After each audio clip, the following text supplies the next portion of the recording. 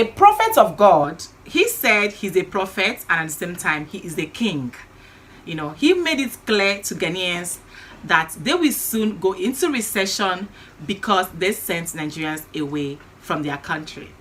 Like, he also claimed that the Igbos, the Nigerians, are the Israelites in the Bible. Well, I'm going to quickly let you guys watch everything he said, you know, and then let's know in the comment section, do you agree with the claim or do you disagree with the claim? But meanwhile, let me quickly say something. I don't think that anyone has the right to say such. This man was so sure of what he was saying that he even went and stated the dates that these things are going to happen. He said he got the revelation from God himself. So he's not assuming, he's actually quoting God at this point. Should Ghanaians be scared? Let's watch these videos. Ghana will go into recession in the next 2 years and 8 months. Yesterday night, as a king, as a prophet, and as a priest, in order of Melchizedek, that is after Melchizedek, you get me. In my trance, or better put, dream, last night, it was revealed to me by Almighty Ezekiel, Almighty God, that Ghana will go into recession in the next 2 years and 8 months, or for 2 years and 8 months. This is what I saw. I did not even know they have started their demonstration and riots. But I was minding my business, sleeping, and it was revealed to me. And they said, for Ghana biting the finger that fed them, and for them to easily forget what happens to them years back, that the matter will be revisited again, because they thought what happened to them before would have taught them lesson. What happened to them before when they have economic meltdown and things were so hard in Ghana and there was nothing to do, and people begin to flee the country into neighboring countries, or the African countries, especially Nigeria, and mostly in Igbo land. As they forgot the hands that fed them, and the help the Africans, the Nigerians, and the Igbo people rendered to them, and they demonstrated against Nigerians and other African countries, because I heard some people, is this when I started watching what's happened, because I want to know why this revelation came. I started watching what is trending. I saw them, even one of them carrying back and said, all foreigners should leave Ghana. And the other ones were saying that, and it's not clear to me. Please, Ghanaians, I want you to go and bring your best prophets.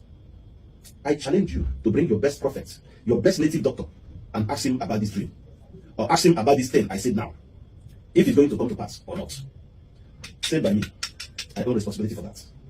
For you to demonstrate against the finger that fed you, and for you to open your mouth and say, Nigeria must go, Igbo must go. Ghana, your problem will start in the next 2 years, 8 months, or you will suffer for 2 years, 8 months, said by God Almighty. This time around, you cannot run to anywhere, because the people that would have accepted you and the people that would have kind of assist you, they will turn back on you because of what you did just yesterday by demonstrating against your African brothers. God said he's going to punish you with recession in the next 2 years and 8 months, or you will suffer for 2 years and 8 months, so that you will learn something. Prophet Abel T. Boma gave us a prophetic revelation about Ghana and Nigeria. A very strong protest is coming from Ghana, and they're going to come with placard and say Nigerians should leave their country. Revelation this morning, and as I was taking my shower, I began to see a certain move of the wave was going up and the wave was coming, and I began to ask the Lord, can this wave, can it be another way that rain is about to fall in Paris? He said, no, it's not about wave. It has nothing to do with the physical wave, but it has something to do with Nigeria going through some certain wave. And I began to ask the Lord, what could this be? And the Lord began to tell me that everywhere concerning Nigeria, things will go bad in the place of rejection. And I said, what do we do? The Lord said, let me finish. And all of a sudden I was taken to somewhere, and I looked at the national things and all that. I began to see the color of Ghana. I'm talking about Ghana. A very strong protest is coming from Ghana, and they're going to come with placard and say Nigerians should leave their country. A very strong protest is coming. This thing has nothing because of xenophobic attack. No, it's not xenophobic attack. the one I'm talking about in Ghana, is not a xenophobic attack. It is because of the drugs, it is because of the crime, it is because of the inability to obey the rules and regulation of the people of Ghana. So a lot of young people took it as a violence. They took it as a protest, a serious one, that is going to come from a certain region. And when it comes from a certain region, while the other region are watching, and all of a sudden they will also join this issue and say, oh, Nigeria must leave Ghana. You see, I have been vindicated after all. Somebody sent me this video today after hearing what I said about Ghana going into recession. I did not lay curse on Ghana. I said this is a revelation given to me. Just the way God revealed to Joseph that there will be many years famine in Egypt. And Pharaoh had a dream and called Joseph to explain. So if you like, turn and talk, whether you like it or not, I tell you, it will come to pass. I did not know that somebody have talked about it. Now look at the man, a Ghanaian, not me, not a Nigerian. So you can see that it's Ghana that first started this hate that Nigeria must go. During the independence, you had the man said everything, lay it bare. When they overthrew Kwame Nkrumah, when Kwame Nkrumah became president after the independence, he said everybody should come, all the Africa should come and invest in Ghana, that everybody is free, is welcome in Ghana. And people trooped in. They said out of 2.5 foreigners that are in Ghana, that 2 million are Nigerians. They didn't investing on cocoa, investing on many things, and investing on the transport. Please, which people get transport? So the man that took over from Kwame Nkrumah, that overthrew Kwame Nkrumah, Katoko, or waiting they call him, and that this thing, they begin this policy they call alien, what is the compliance? Alien compliance order. Yeah. They begin it that everybody should go. They throw Nigerians away, seize their business, sell their houses, do everything. The same thing Boko Haram with all these people demonstrating that are trying to do now. And when they do all these things, all the Nigerians that have millions of pounds in Ghanaian banks, they were given only 2,000. Just like the Igbos, we are giving £2, 20 pounds. So even when I heard that 20 pounds something, I thought it's an Awolowo event. I did not know that Awolowo lands from Ghana. A land from Ghana. And Ghana did this thing and threw everybody away. And the country went into recession because nobody to move the economy again. Because all of them are thieves. When they threw the foreigners away, they took their businesses, took everything. And these people went away with their transport and their ideas and their intelligence, and nobody to multiply it in Ghana. No even population again to buy and sell or to do this thing or cocoa, everything. Everything went down the drain. And they said a lot of Nigerians died in prisons. This is what aggravated Buhari during his time. Because when the problem started, all of them, Ghanaians, when the famine started, all of them ran to Nigeria. And after that, Buhari said, go back. Ghana must go. Because it was not Ghana must go first. It was Nigeria must go first. So they were paid in their own coin. Now, you heard this man say that it was, what the name? Kufu. Is that Kufu? Mm-hmm. Yes, that went to Babangida and made peace with Nigerians. And they asked Nigerians to come back and start investing again, that there is peace. That is why you see most of Nigeria in Ghana today. It was Ghana that invited Nigerians back to Ghana. Not only that, during the Obasanjo, I told you, because they say, how does Nigeria help Ghana? I said, Obasanjo gave you your police cars. I did not know it's 30 million naira, $30 million. Far back to improve your DC and call all Nigerian investors to come and invest in real estate and everything, which everybody migrated to Ghana and did it and boost the economy of Ghana up to today. And now you are telling them to go again. What happened to you first is trying to happen again. History is about to repeat himself. And where is he coming from? From Boko Haram. Boko Haram is coming from. Well, I did not see this thing before I prophesied about famine coming to Ghana, which is commonly known as recession. 2 years, 8 months, whether you like it or not, unless you begin to make atonement. Now, when I see this thing, I say, after I've been vindicated. I ask you people, this is simple. It is not a prophecy. It is not a curse. This is a revelation that I got from God while I was sleeping. That's like a dream. Like Pharaoh dreamt and Joseph dreamt. And this is the interpretation.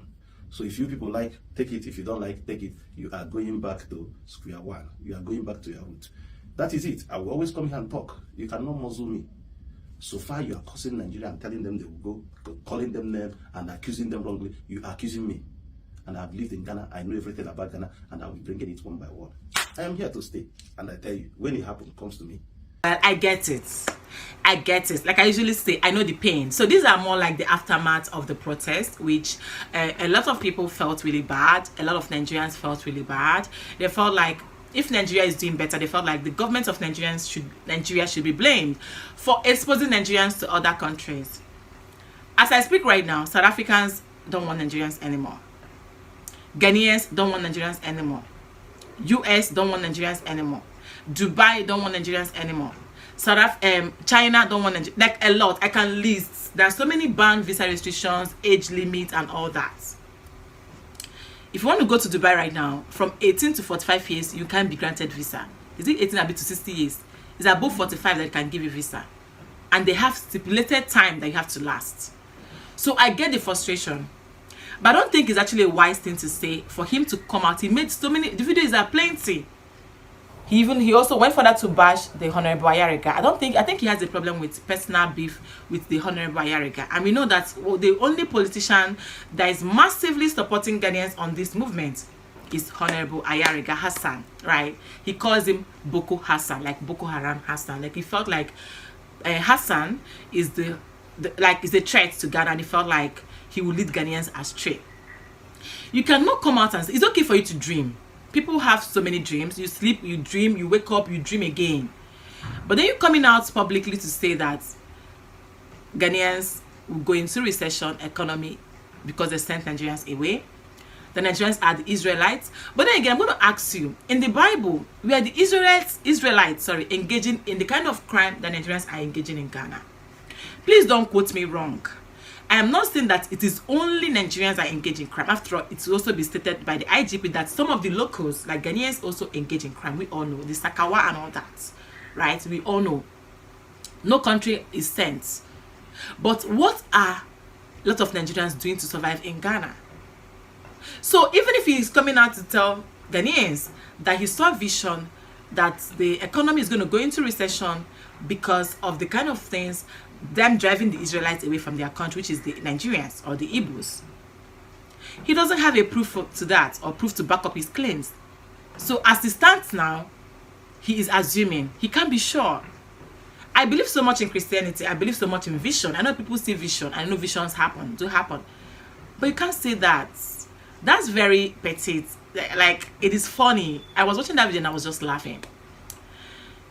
In as much as I felt like what he said doesn't really make sense, but I cannot tell you guys that I'm not in any way supporting Ghanaians to send Nigerians away, right? But then it is solely their decision. You know, one of the things I really loved about the whole thing that happened on the 26th of July is because the demonstration was extremely peaceful, except if you don't want to be truthful. The demonstration that took place in Ghana was extremely peaceful. So that's what I'm going to say. So if you know you are pained because these guys want them to flush their country, if you know you are pained because they want to save their country, then I cannot think it is your problem. The advice should be channeled to Nigerians living in Ghana, Nigerians living abroad, outside Ghana, that they should know the type of things they do in another man's land, so you don't hurt them. So you don't even try to, you're claiming that you're saving the economy, but on the long run, you are destroying the economy. If Ghana that used to be very peaceful, if Ghana that people always feel safe around, people are no longer safe in Ghana, why will you make videos? There are so many videos of people sharing their kidnap stories in Ghana. They went further to advise Ghanaians that if you're now moving around, you should move around with pepper spray, to spray people's eyes, the kidnappers' eyes, move around with pen knives, guns and all that. Can you imagine? Those stories should not in any way be aligned with Ghana. You don't tell that stories in Ghana because Ghanaians are peaceful, Ghanaians are well secured, you know. So hearing the whole news and the recent kidnaps in Ghana, and these guys coming out to say they don't want Nigerians anymore because they feel threatened, they feel like they can't be safe around Nigerians anymore, and you guys think that God will make them to go into recession because of that. I don't believe you guys. I don't believe you, sir. If you're a king, if you're a prophet, and whatever thing you are, it's okay for you to. I don't like criticizing people. I don't criticize people's work because I wouldn't like people to criticize my work. But nevertheless, there are some things you don't come out publicly to say. You can try to say things you need to say without you know, being, because he was actually speaking with so much fact, as if he's very sure that this is what is going to happen to Ghanaians if they send Nigerians away from their country. I'm going to end it here. Thank you guys so much for watching up until now. Let me know what you think in the comments. Do you agree to what he said?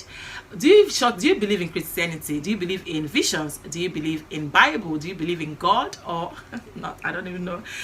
Thank you guys so much for watching up until now. Let me know what you think in the comments. If this is your first time coming across my face, my name is Uju. You are highly welcome to Uncut with Uju. Don't make sure you subscribe.